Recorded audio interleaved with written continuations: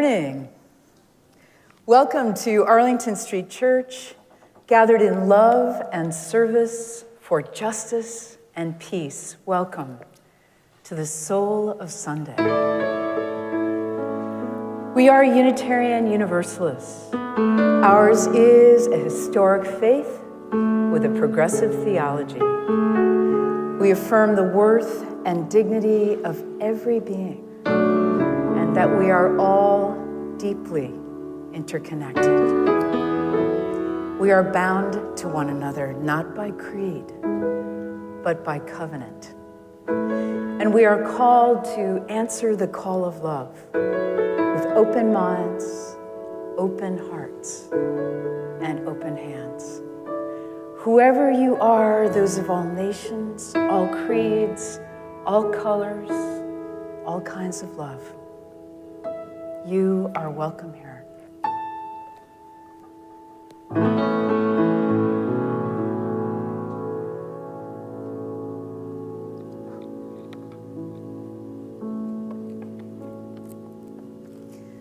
As we gather, we acknowledge that Arlington Street Church occupies the ancestral homeland of the Massachusetts.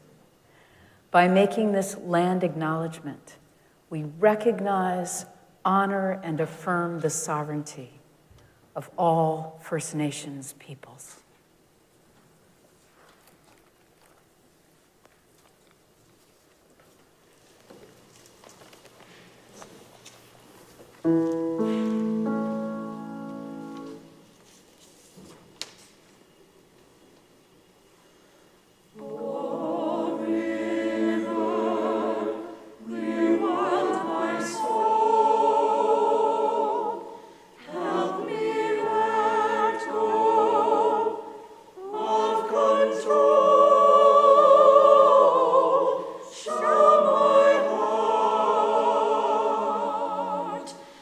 To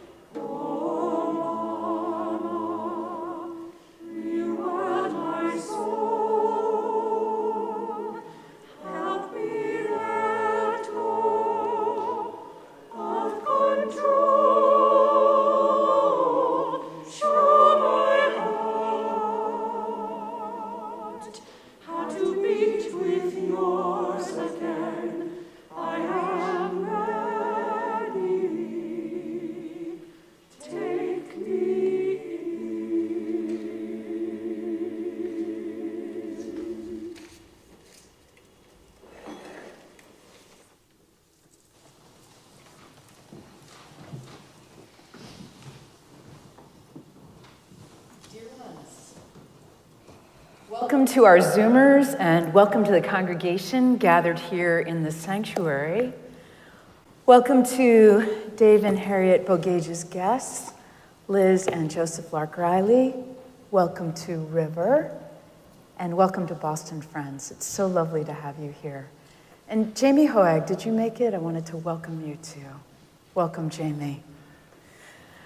A very special thanks to our volunteers here in the sanctuary today, tech team, Great Doors team, our greeters and ushers, the worship team, our musicians, and the Arlington Street Church Choir, directed by Mark David Buckles. Art Nava, visionary and tech team lead, is at it again. After countless hours, Art has a surprise for us today. You'll see. I'm excited. Following the guidance of the Public Health Commission of Boston, we are continuing to mask and physically distance in the sanctuary. Please keep your mask over your nose and mouth the whole time you're inside to protect our most vulnerable spiritual companions. Thank you, friends. For those of you who are new to Arlington Street, I want to say a very special welcome to you. Those of you in the sanctuary, there are welcome cards in the pew racks. Please hand yours to an usher or drop it in the basket at the Great Doors as you leave. For those of you in the Zoom room, please fill out a connection card. The link is in the chat. It includes the option to request the link to a recording of today's sermon. Since we can't greet all of you, Reverend Beth and I would love to follow up with a virtual hello, and hello to Reverend Beth, who's in the Zoom room this morning. Friends, whether you've been coming here for years or today is your very first time at Arlington Street, welcome home. Good morning. I'm Reverend Allie Jablonski, one of our community ministers here at Arlington Street and a member of the worship team. Welcome. If you haven't already downloaded today's order of service, it's available in the chat and on the homepage at ascboston.org. If you're here in person, there are also printed copies at the Great Doors. Also on the homepage, you'll find a link to Sermon Bingo. Feel free to play along while Reverend Kim preaches. As we begin our greetings, I invite the Zoomers and those here in the sanctuary with a device handy to please say hello in the chat and tell us where you're Zooming in from today. And now Art is going to turn the camera on the incarnate congregation as we wave and smize at each other as well as at our friends in the Zoom room. And you all in the Zoom room can wave and smile back. Hello, friends. Let's all engage that Arlington Street spirit of welcome that transcends physical distance as we greet one another heart to heart. Thank you, Allie. Good morning, everyone. I'm Mark David Buckles, Director of Music. Choir, you can come on up. We're going to sing a little music together. Our first hymn today is Guide My Feet. If you're a hymnal kind of person, it's number 348 in Ye Old Gray Hymnal. It's also a great one to, once you get the hang of it, to kind of sit down and have our eyes and vibes up and around and shared with one another. So I invite us to rise in body, rise in spirit, and sing together. I'm going to call out the verses as we go. And I guess one more thing about this. Guide My Feet uses this metaphor of running a race to describe traveling that long road to justice. And we're grateful for all the ways that we move ever onwards towards a greater purpose. So the song goes like this. Guide my feet while I run this race. Guide my feet while I run this race. Guide my feet while I run this race. For I don't want to run this race in vain. We're all gonna sing, Guide My Feet. Here we go. Guide my feet while I run this race. Guide my feet while I run this race. Guide my feet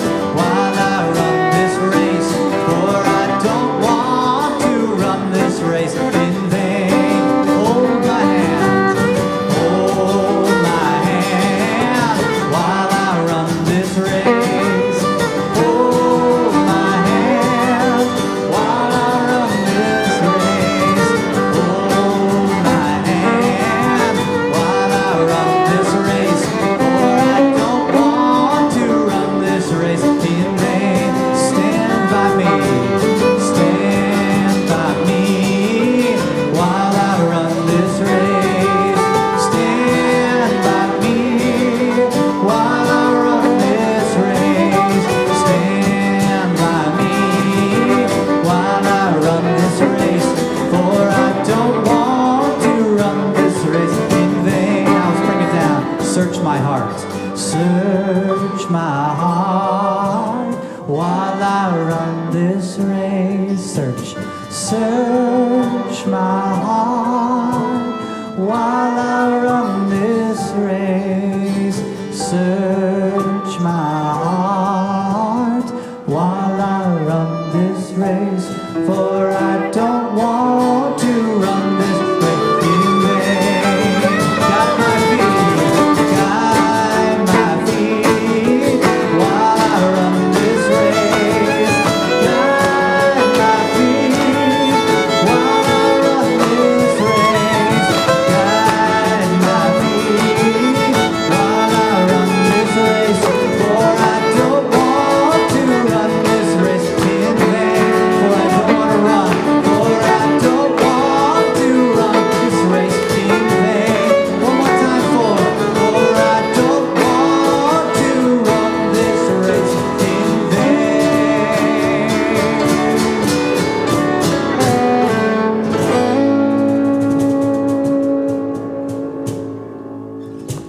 Amen.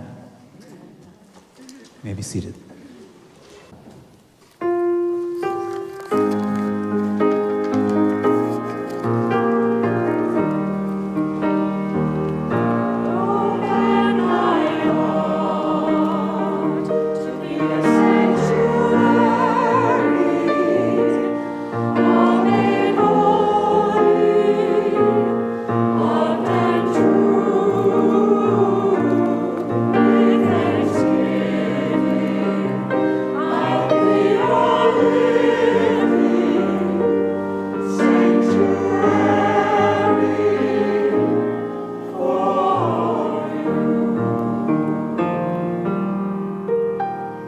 It is now time for our treasured ritual of sharing community candles of sorrow and joy. These candles were submitted on our website by the Friday evening deadline. If you didn't submit your candle and have a joy or sorrow to share this morning, please wait until the third candle is lit, the silent candle, and then type your joy or sorrow in the chat. Zoomers are invited to light silent candles at home. Those in the sanctuary are invited to light a silent candle at the table up front to the right of this Gleason podium. In addition to sharing our sorrows and joys this morning, let's reach out to one another in the week ahead, staying connected. May these times remind us of how very precious this beloved community is. We need one another. Whether together or apart, may we stay very close. And now, in the spirit of invocation, let's join in singing Sanctuary. The words are printed in your order of service and in the chat.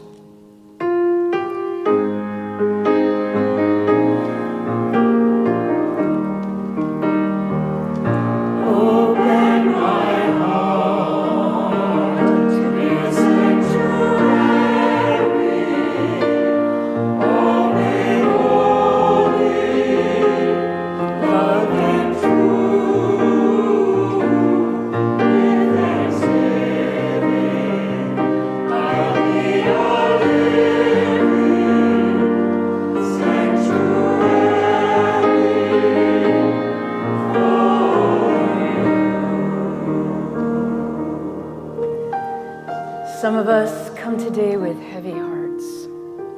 We open our hearts to you. From the Arlington Street community, a candle of celebration of the life of Frances Ellen Watkins Harper. Born in 1825 in Baltimore of free Black parents, she went on to become a poet, fiction writer, journalist, and activist. Because of her frequent writings for anti-slavery newspapers, she is often called the mother of African American journalism. She also helped slaves escape via the Underground Railroad. After the death of her husband in 1864, she continued to support her family through speaking engagements. A prolific writer, Mrs. Harper published many books of poetry, as well as several novels. Her short story, The Two Officers, was the first short story published by an African American in this country. During Reconstruction, she was an activist for civil rights, women's rights, and educational opportunities for all. Her many titles included Superintendent of the Colored Section of the Philadelphia and Pennsylvania Women's Christian Temperance Union, co-founder and vice president of the National Association of Colored Women, and a member of the American Women's Suffrage Association. She was also the director of the American Association of Colored Youth and was active in both Unitarian and African Methodist Episcopal churches.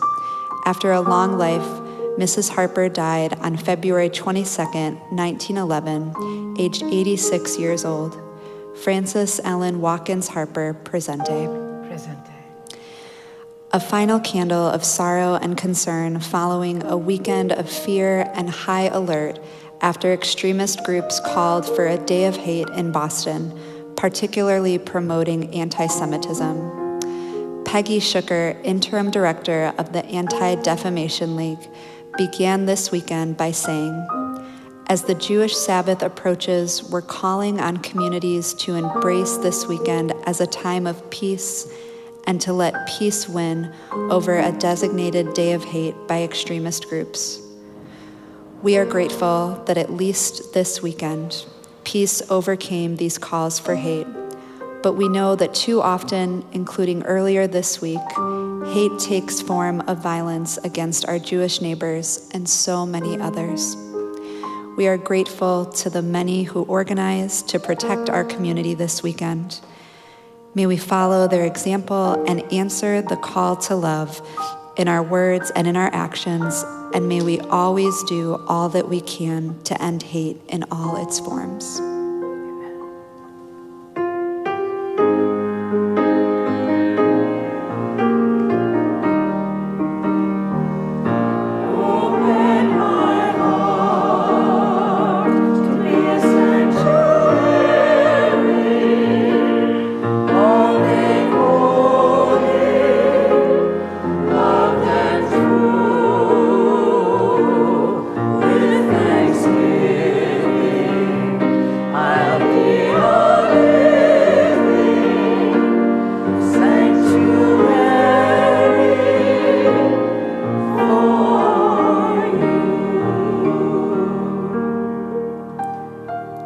Some of us come today in joy. We share your joy. A candle of joy from the Arlington Street congregation for Dave and Harriet Bogage.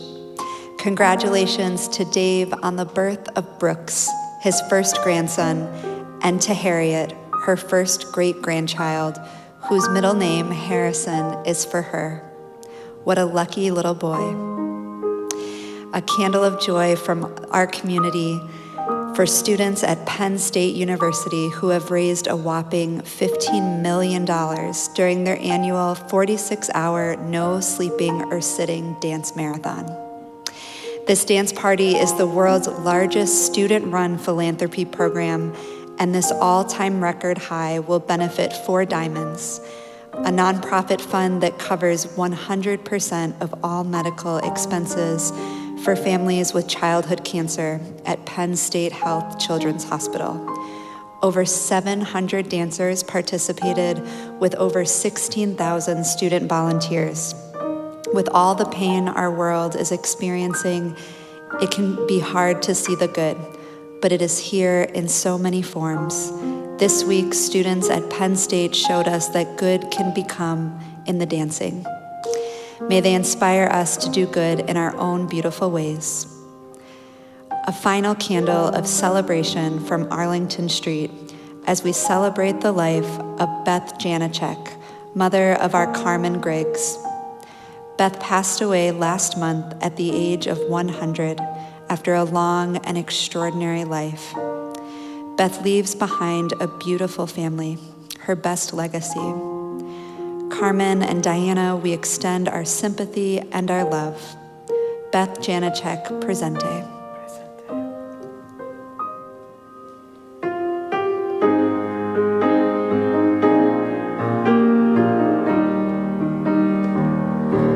Open my heart to be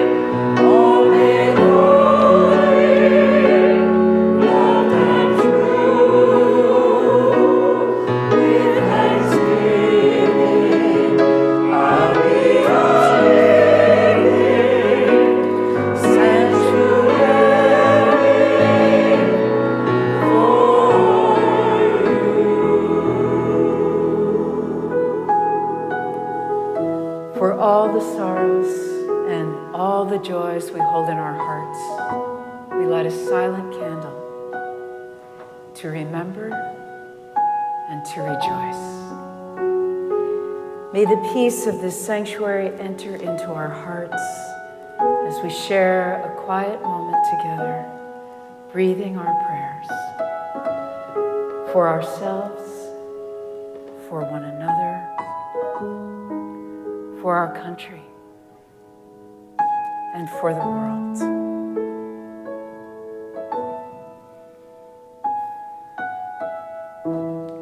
Amen.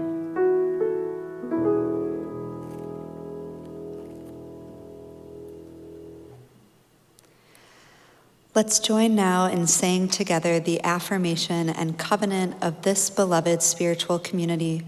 The words are printed in the order of service and in the chat.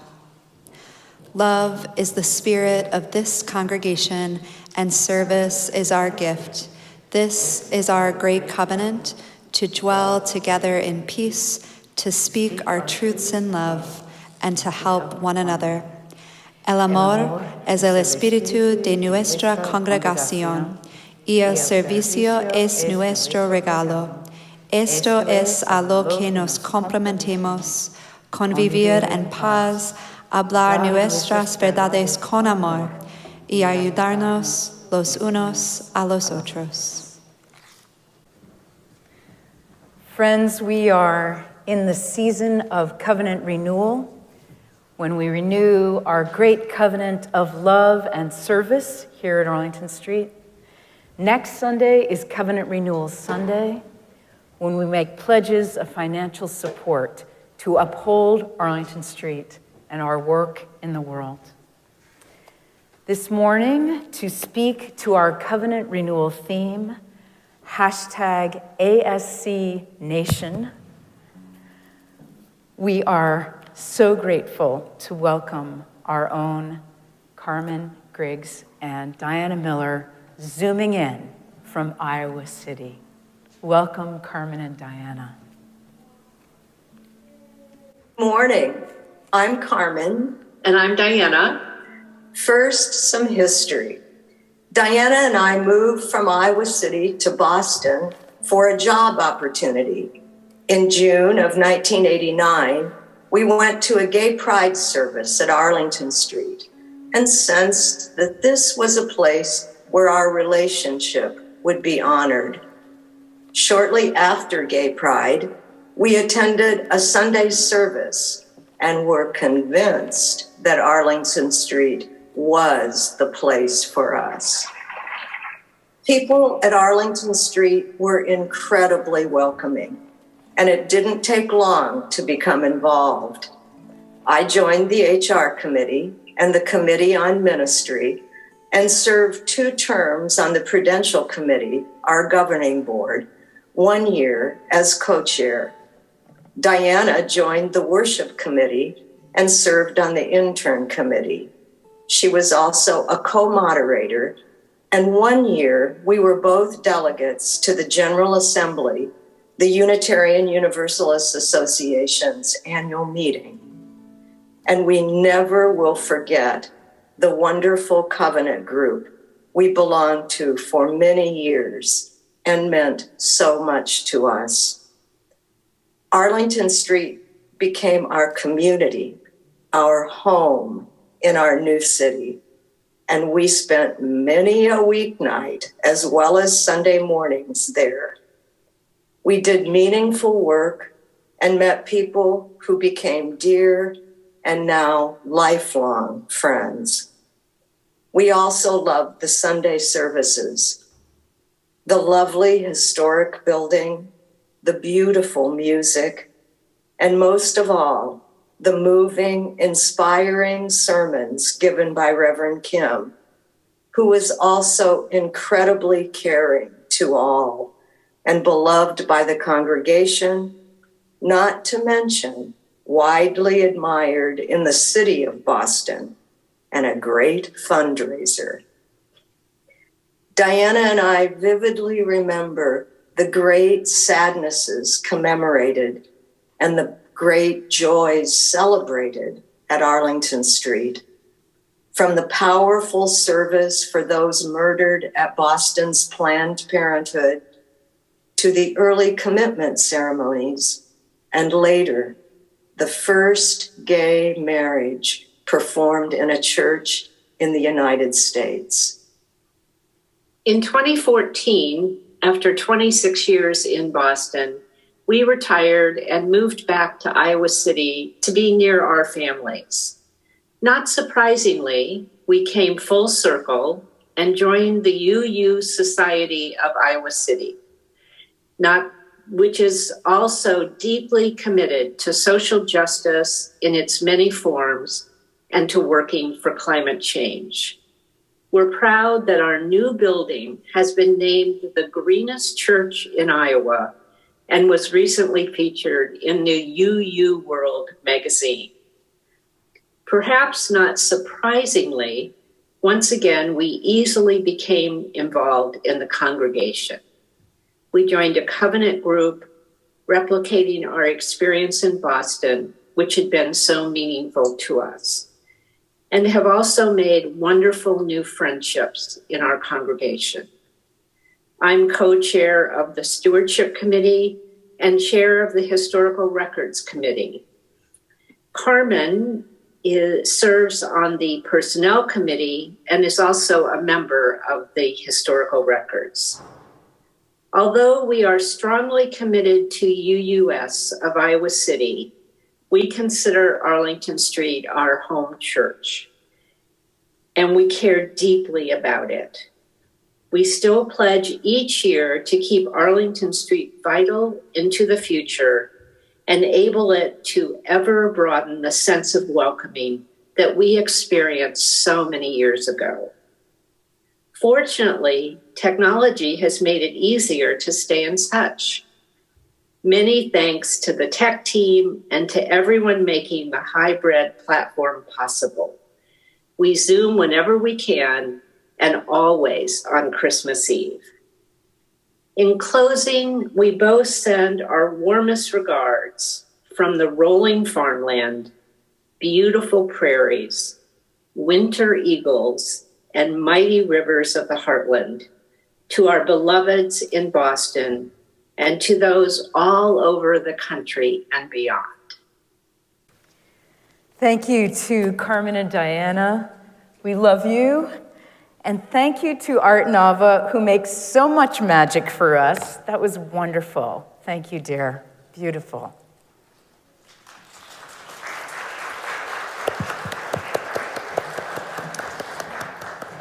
Thank you, Carmen and Diana. We miss you. Almost wish I had programmed Dar Williams, Iowa, to sing right now, but didn't think of that ahead of time. Instead, we're going to sing. We're going to sing one of our favorites here at Arlington Street Church. This is a different lesbian anthem, but one good for everyone. It's Pat Humphreys' "Swimming to the Other Side" from Evans Revolution. So many beautiful words in this one. In fact, I told the choir today, so I wrote parts for them where they sing these backing oohs and ahs, and I was like, y'all have been singing oohs and ahs in this song for 10 years. Please just sing all the lyrics because there's so many lovely lyrics, and every time I sing this song, I find another sentence or phrase that I hadn't honed in on before that really gets me that day. So I invite us to rise in body, rise in spirit. The lyrics should be in the chat and in the order of service. And if you don't know this one, the melody and the verse and the chorus are kind of the same. And we're going to sing the chorus a bunch of times, so you'll pick it up.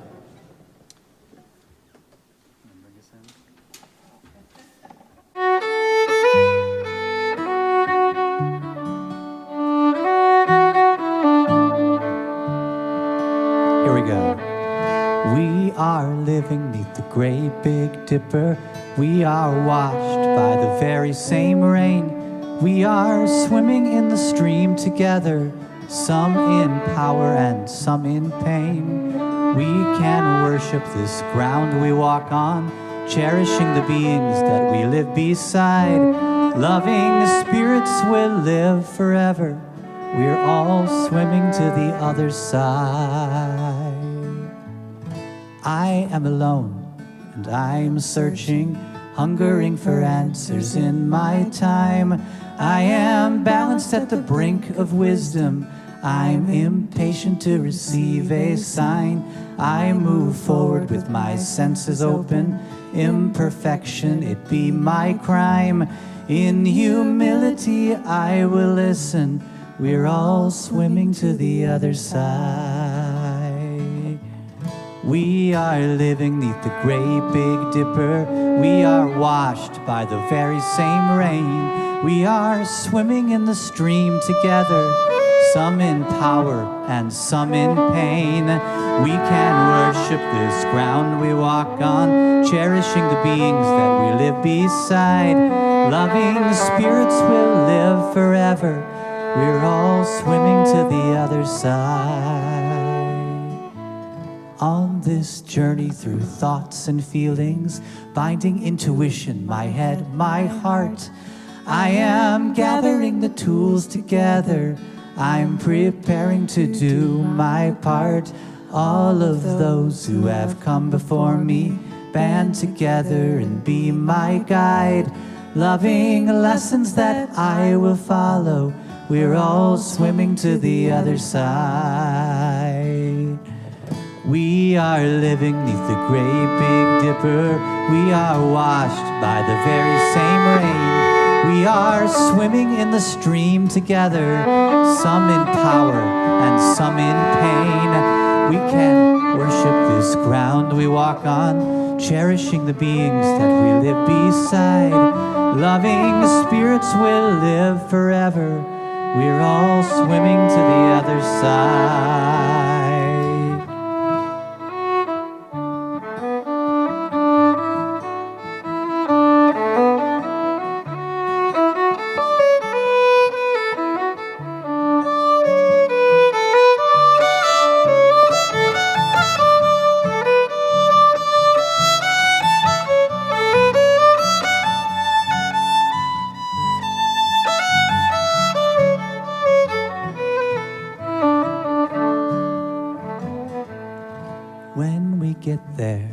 We'll discover all of the gifts we've been given to share have been with us since life's beginning, and we never noticed they were there. We can balance at the brink of wisdom, never recognizing that we've arrived. Loving spirits will live together. We're all swimming to the other side.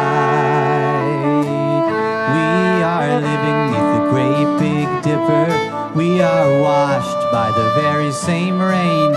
We are swimming in the stream together, some in power and some in pain. We can worship this ground we walk on, cherishing the beings that we live beside. Loving spirits will live forever. We're all swimming to the other side.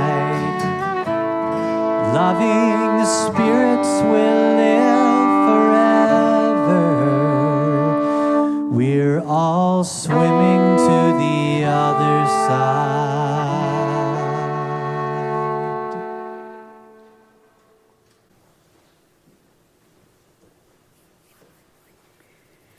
Several years ago, when Kem announced to her students that we'd be leading a trip to the Grand Canyon, possibly the very last person we expected to apply was a kid I'll call Jonah.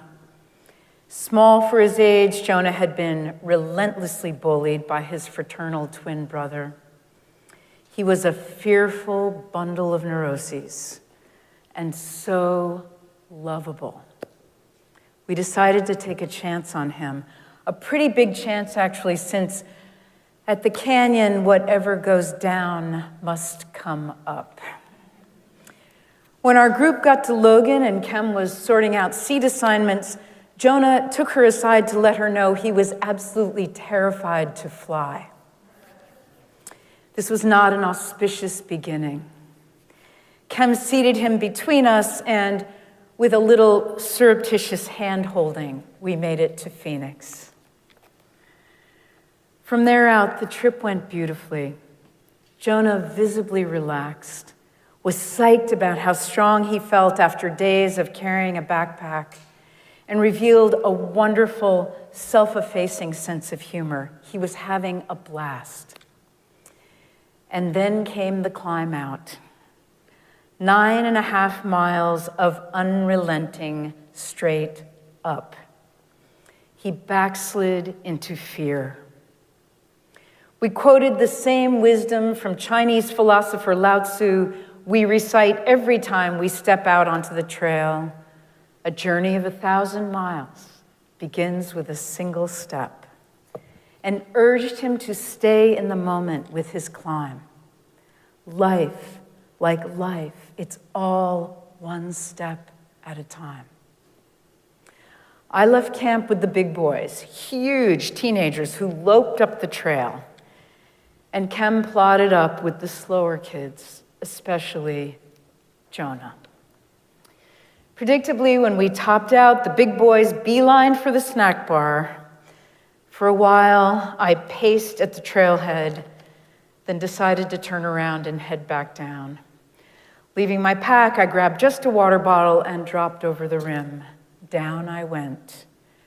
Down, down, no sign. A little ping of fear went off in my chest. Where were they? And then I saw them far below, resting. When I reached them, Jonah announced he was asthmatic. But it was clear he was more afraid than anything, talking himself out of his ability to keep going despite the lack of other options. Poor Kem. She'd already been at it for hours. I took Jonah's pack. We put him between us once again, and my sainted wife set a steady pace. Eventually, everyone made it out. Jonah was exultant.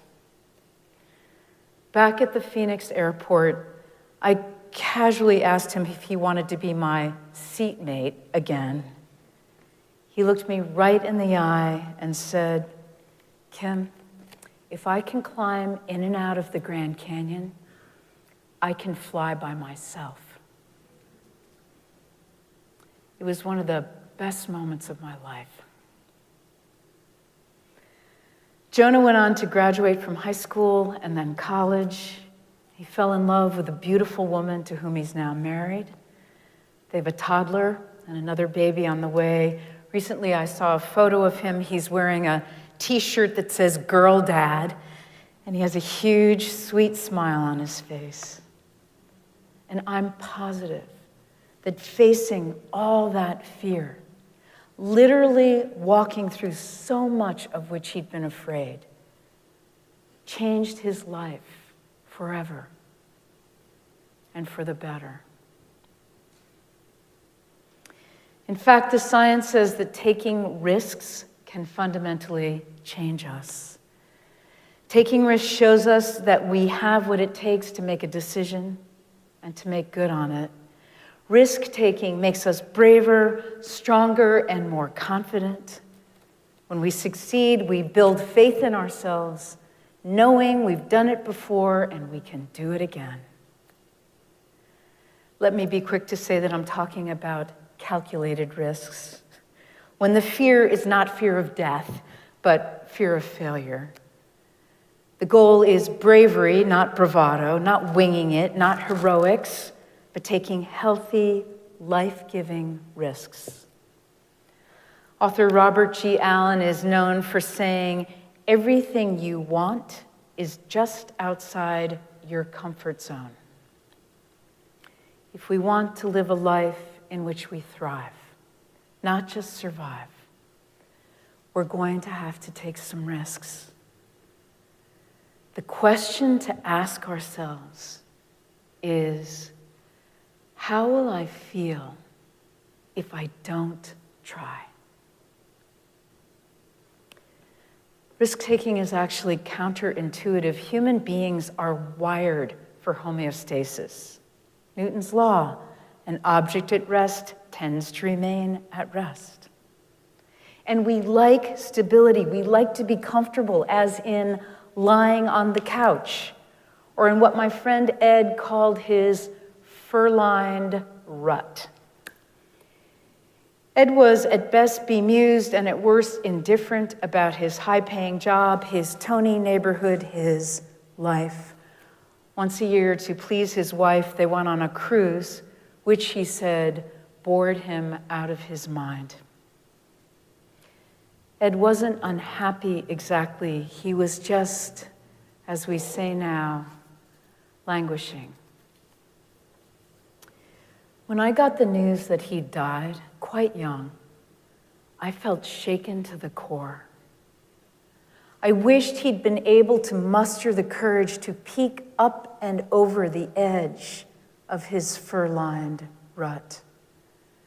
At his memorial service, I quoted from Carlos Castaneda's Yaqui Indian teacher, Don Juan Matus, who said, "Death is our eternal companion. It is always to our left. The thing to do when you're impatient is to turn to your left and ask advice from your death." Ed's death would have told him he had less time than he might have imagined. And it reminded me that being comfortable doesn't mean that we're thriving. To flourish, we need a sense of purpose and accomplishment. As scary as it might be, we need to take some risks. Do you know Garfield Graf Durkheim's book, The Way of Transformation, Daily Life as a Spiritual Practice? He writes, "The spiritual seeker, who being really on the way, falls upon hard times in the world, will not turn to friends who offer refuge and comfort and encourage the old self to survive. Rather, they will seek out someone who will faithfully and inexorably help them to risk themselves so that they may endure the suffering and pass courageously through it." And then he says this, which is worth the price of the book: "Only to the extent that we expose ourselves over and over again to annihilation can that which is indestructible within us arise. In this lies the dignity of daring."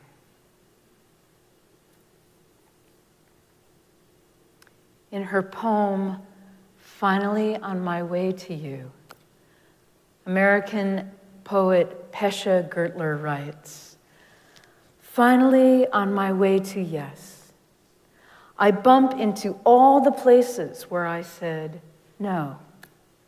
No to my life, all the untended wounds, the red and purple scars, those hieroglyphs of pain carved into my skin, my bones, those coded messages that sent me down the wrong street again and again, where I find them, the old wounds, the old misdirections, and I lift them one by one close to my heart, and I say, holy, holy."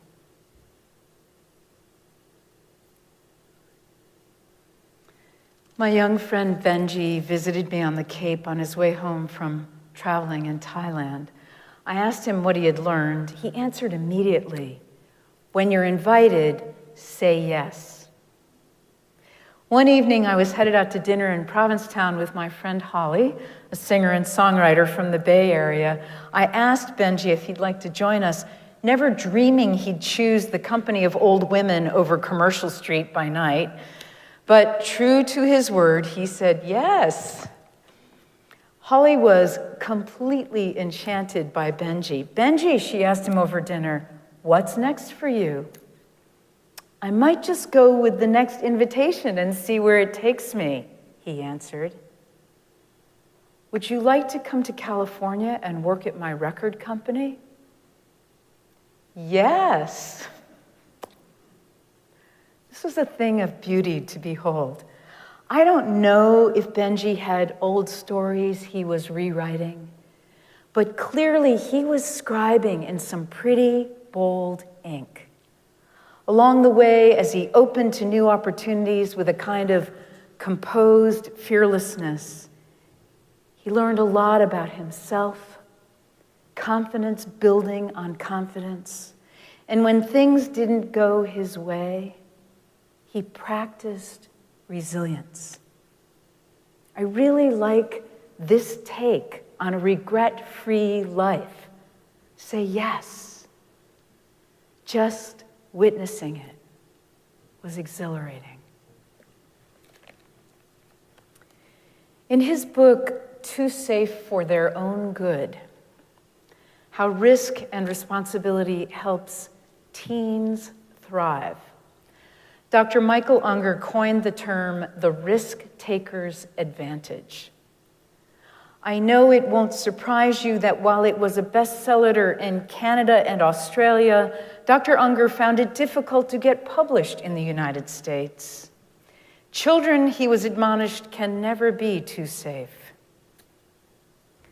How he came to disagree was through his research on resilience.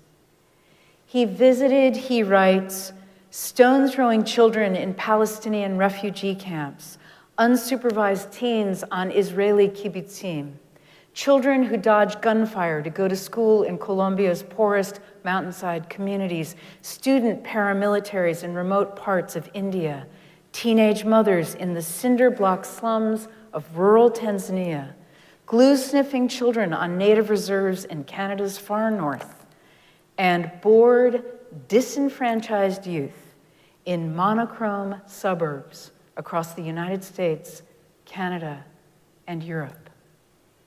From the wild diversity of these young people, he heard one thing over and over.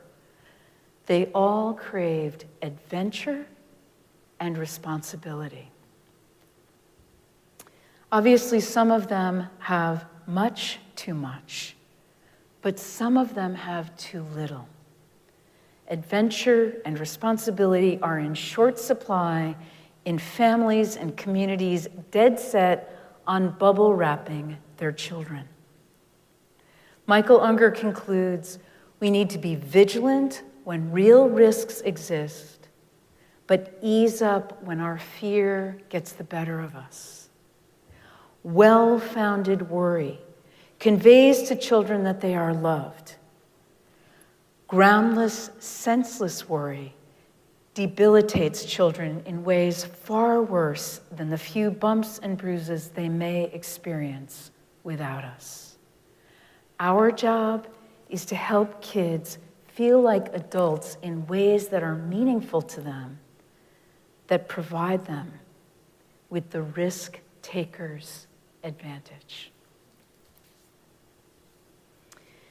In writing The Love Gap, a book about navigating dating and relationships, Jenna Birch concluded that a person's odds of finding a romantic partner are vastly improved by the willingness to take risks.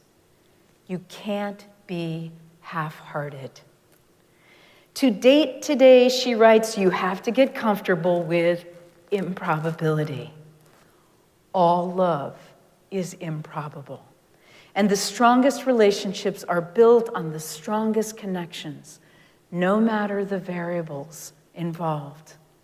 She continues, I can't think of many great love stories I've heard that I'd call probable.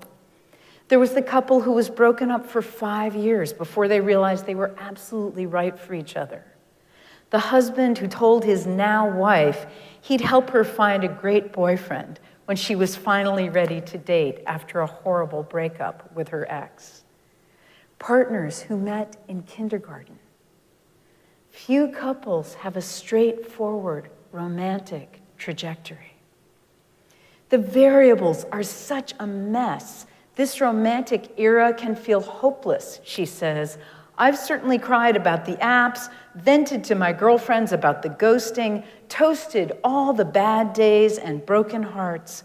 But all the while, the improbability makes me sure of at least one thing.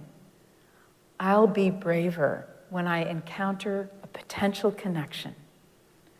The ways I've decided to increase my odds, she continues, are simple.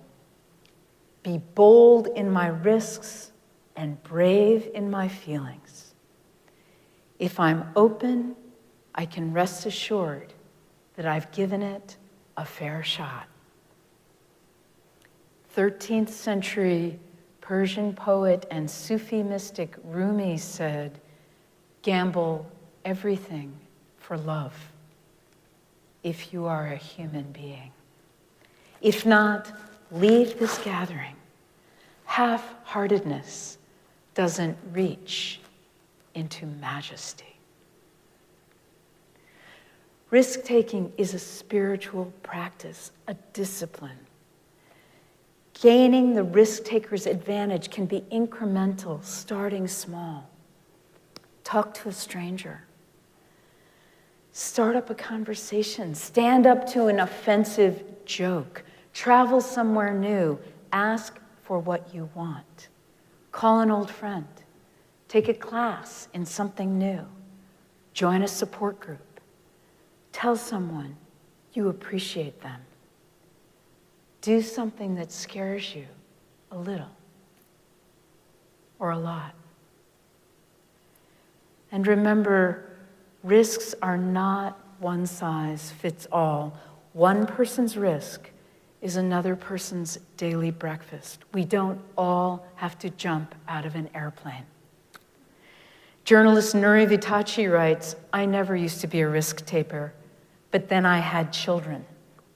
Children who would play in the dirt and say things like, Daddy, close your eyes and open your mouth. Parents soon learn what true courage is. Beloved spiritual companions, how will you feel if you don't try? Say yes. I wish for you and for all of us the risk taker's advantage. Be bold, be brave, be wholehearted. Let's close with American poet Mary Oliver's The Journey. One day you finally knew what you had to do and began. Though the voices around you kept shouting their bad advice, though the whole house began to tremble and you felt the old tug at your ankles. Mend my life, each voice cried. But you didn't stop. You knew what you had to do, though the wind pried with its stiff fingers at the very foundations, though their melancholy was terrible.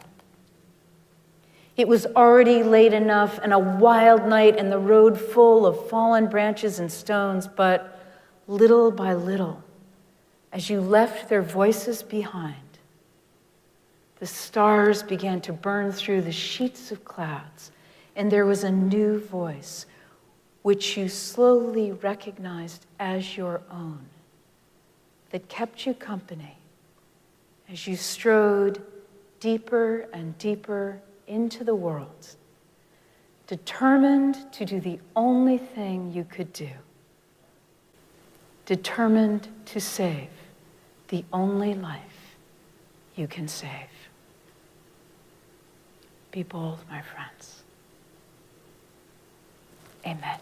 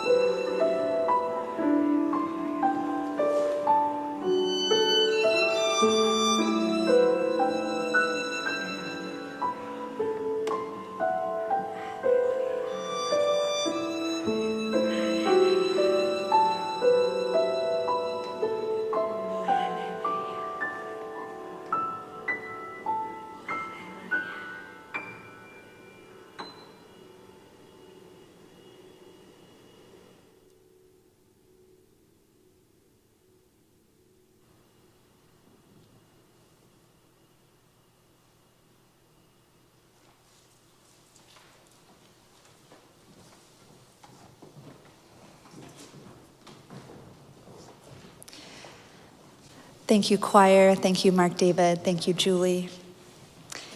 Arlington Street is entirely self-sustaining. It's up to us. And our generosity continues to be astounding. Thank you for your commitment to our staff, our building, and our beloved spiritual community. Each Sunday, we share our collection plate with a partner in our mission of love, service, justice, and peace. This month's beneficiary is Renewal House, the Unitarian Universalist Urban Ministries emergency shelter and advocacy services for individuals and families escaping domestic violence. Thank you for your generosity. This past Wednesday was Ash Wednesday for many of our Christian neighbors. On this day, Christians mark the start of Lent by receiving ashes with a spoken message that reminds them of the belief that we are formed by God and we will return to God. Working as a hospital chaplain, I'm surprised every year by how many people look for ashes. While it is not my practice, I work hard to ensure that my colleagues, my patients, and families who seek ashes can receive them. Around 11 p.m. on Ash Wednesday, I visited another unit to see if any night shift workers wanted ashes, and one of the nurses looked at me and burst into tears. "I'm not worthy of them," she said. "I haven't been to church in years." I invited her to sit down, and as we sat together, I said, "If you want ashes, you are worthy of them exactly as you are. If you do not want ashes, you are worthy and beautiful without them." My colleague just looked at me for a long time before saying, "Where did you learn this?" I learned this here at Arlington Street. Every week, I read our first principle that we all have inherent worth and dignity. But more important, every week I am taught this by how you treat me. Experiencing this again and again in my own spiritual community helps me bring this needed message of love and dignity to all that I serve at the hospital. Please take a moment now to join me in giving to our beloved spiritual community and filling our virtual collection plate. You can give online by scanning the QR code in the order of service. Go to ascboston.org, text your gift, or Venmo Arlington Street. You can mail a check to the church or use the envelopes in the pews, which can be handed to Reverend Kim, to me, or to any of our ushers after the service. Thank you for your generosity. Thank you, Allie.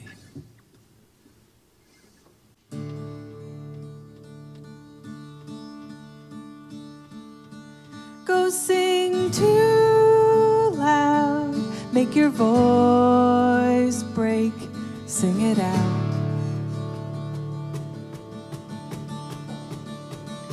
Go scream to shout, make an earthquake. You wish fire would die and turn colder. You wish your love could see you grow older.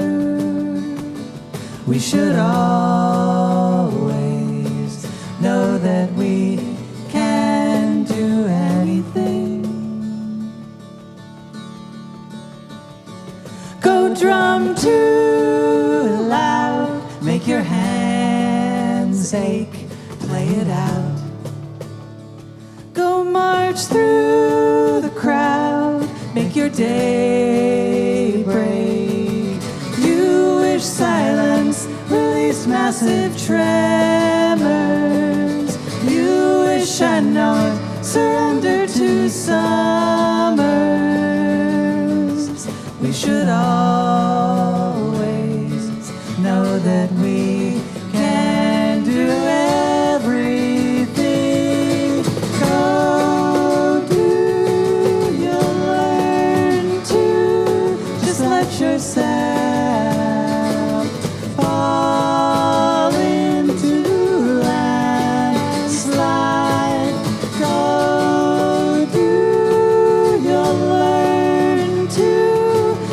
let yourself give into low tide. Go do. Tie strings to clouds, make your own lake, let it flow. Throw seeds to sprout, make your ground break, let them grow.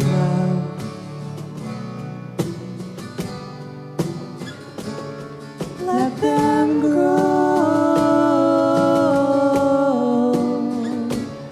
Let them grow.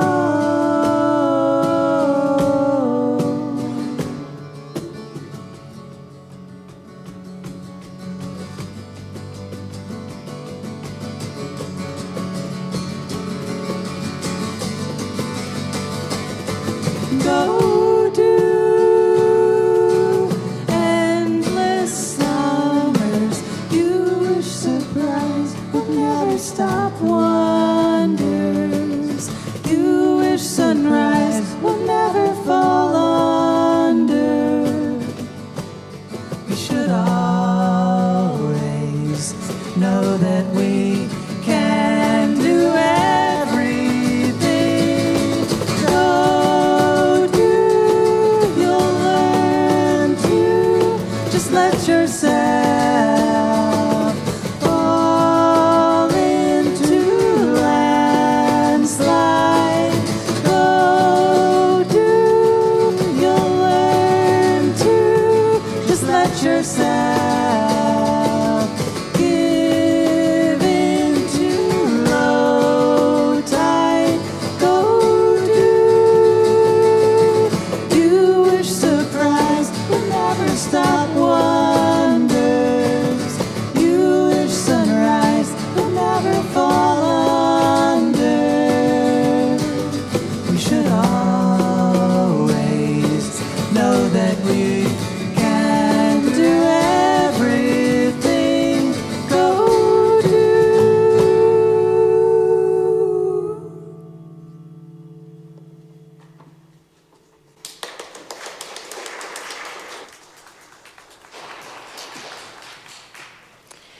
Thank you, Mark David, Julie, and Sam. If you're in Boston today, Gaby and George Whitehouse invite you to join them for brunch. You can meet them at the Great Doors on Arlington Street after the service and head for Precinct Kitchen and Bar, about a 5-minute walk away. And here come the Zoom offerings. Today at 5 o'clock Boston time, our own Jenny Heffler reprises her wildly popular Vegan Cooking with Jenny, zooming into our kitchens from hers in Pennsylvania. What a fabulous weekend to make cream of mushroom soup. And from 9:30 to 10 o'clock tonight, our own Judah LeBlanc will be one of 3 featured storytellers on the theme of transformation. The show will be broadcast on WBGH's World Channel and streaming online. There are weekly gatherings on Zoom for loving kindness, meditation, poetry, yoga, and writing. In addition, this Tuesday evening, Reverend Kim hosts Buddha's Belly Book Group and the Arlington Street Meditation Center. Every Wednesday at 4 o'clock, Reverend Kim and Reverend Beth host a tea party with a conversation prompt. This week's prompt is, if you were able to go anywhere in the world this year, where is one place that you would have no interest in going? Why? On Thursday at 6 o'clock, Gay Men's Coffee Connections will be hosted by Al, Anthony, and Daryl. And back in person, for those of you in the Boston area who love to sing, come join the choir. Mark David holds rehearsals here at the church on Thursday evenings at 7 o'clock. No experience necessary. Information and Zoom room links for virtual gatherings are at ascboston.org. To attend any of them, you don't have to be a member. You don't have to turn on your video or talk if you don't want to, and they're all free. All are always welcome. Following the service, everyone is welcome to join the virtual coffee hour. If you'd like to participate, please answer yes to the breakout room invitation that will appear on your screen. If you're here in the sanctuary, you'll need to go to the Zoom room before the postlude begins. Reverend Kim and I will be at the end of the center aisle. If you're here in person after virtual coffee hour, please come say hello and linger to visit. Thanks to all of you who joined in today's service and to all those who made it possible. Remember, we are in this together. Thank you, Allie. Well, our final hymn is Holly Near's iconic I Am Willing, first introduced to me by Reverend Kim, as was Swimming to the Other Side. It's one I love to sing, a prayer for willingness and openness and hope in the face of pain and suffering. I invite us to rise in body, rise in spirit, and sing I am open, I am willing. I'll sing the chorus once by myself, so if you haven't heard this great one yet, you can hear how it goes and we'll do it together. It goes like this. I am open and I am willing, for to be hopeless would seem so strange. I'm not actually choking up, but that does happen. I just have something in my throat. Usually it's because I'm crying, but it wasn't that time. Let's try one more time.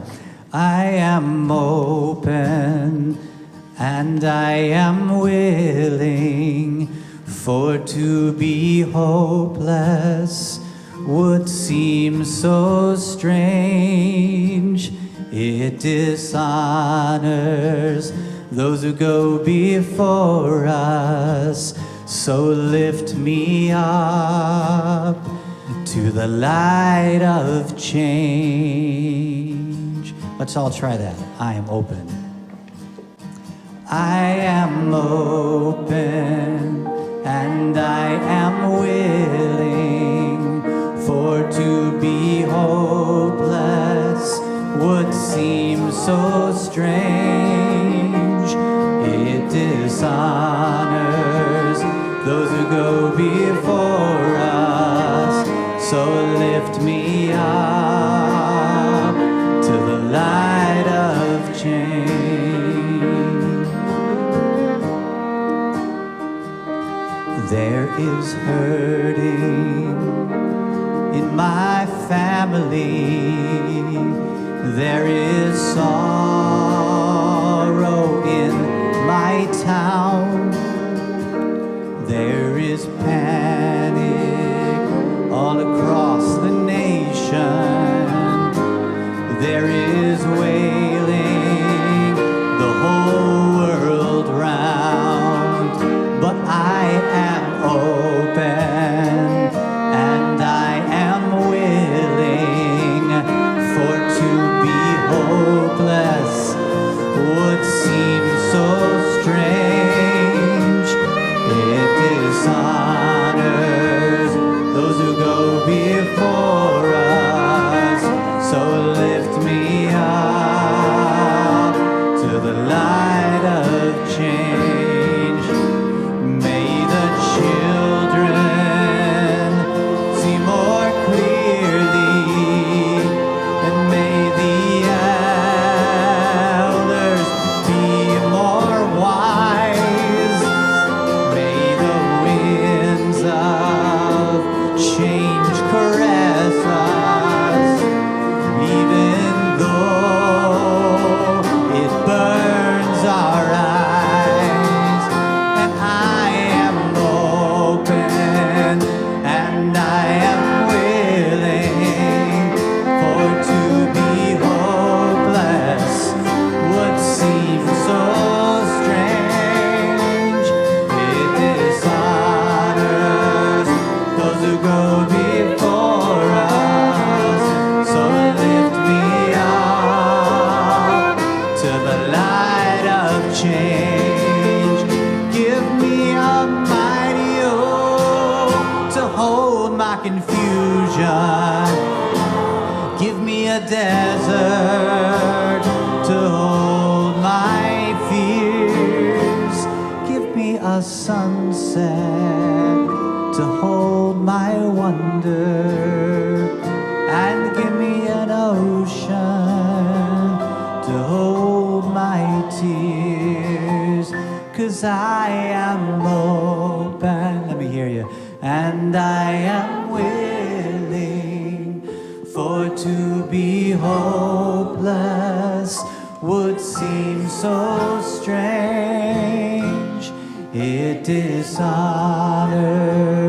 those who go before us.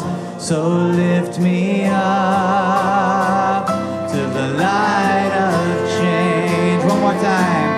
I am open and I am willing, for to be hopeless would seem so strange. It dishonors those who go before us. So lift me up to the light of change. So lift me up to the light of change. So lift me up to the light of change.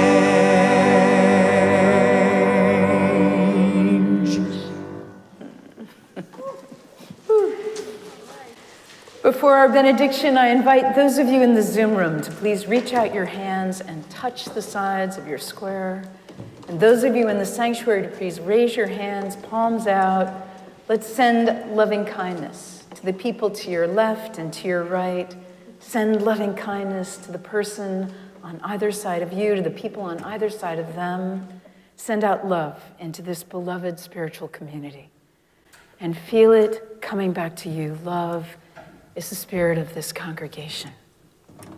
And now for our benediction, I invite you to put your hands over your heart in namaste. I bow to the divine in you. From Donna Markova, I will not die an unlived life. I will not live in fear of falling or catching fire. I choose to inhabit my days, to allow my living to open me, to make me less afraid, more accessible, to loosen my heart until it becomes a wing, a torch, a promise. I choose to risk my significance, to live so that which came to me as seed goes to the next as blossom, and that which came to me as blossom goes on as fruit. Let us keep this faith, beloveds, and pass it on. The service begins when the service ends. Bless your hearts. I love you. Amen.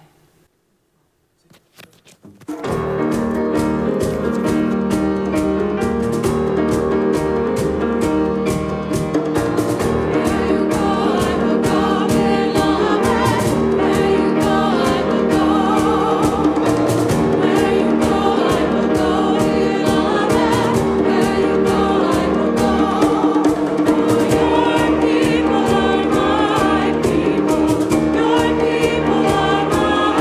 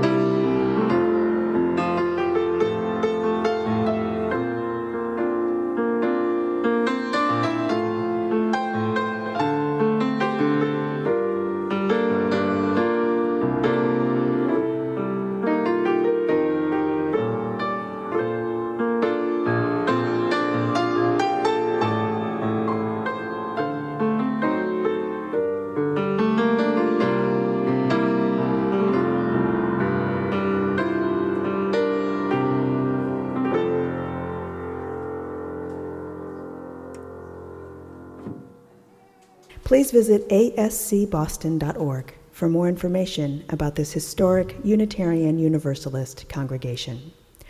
Arlington Street Church, gathered in love and service for justice and peace.